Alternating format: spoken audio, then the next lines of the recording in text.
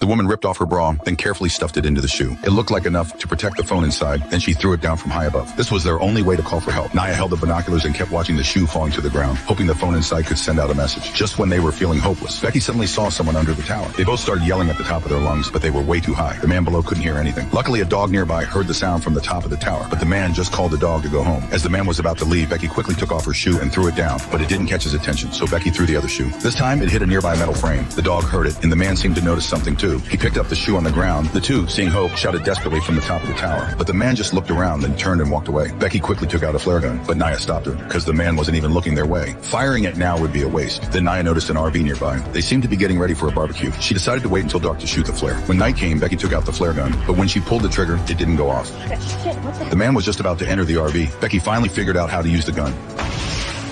The bright flare lit up the sky and caught the man's attention. Nia waved her phone at the top of the tower, and the two people below finally noticed them. The women were overjoyed, but what happened next made them furious. The man took a crowbar and broke the car window. They could only watch as he stole the car and even gave them the middle finger. Not only were they not rescued, they also lost a car. The next day, no rescue came, which meant the phone was broken in the fall. They would die up there sooner or later. So Naya decided to climb down to get the backpack, but Becky didn't want her to take the risk. Naya had already made up her mind. After securing the rope, she started climbing down, but just after going a short distance, something went wrong.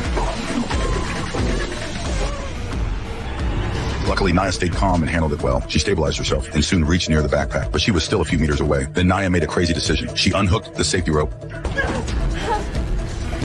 hung on with one hand, and reached out with the other to grab the bag. Still, she couldn't reach, so she decided to swing and jump for it.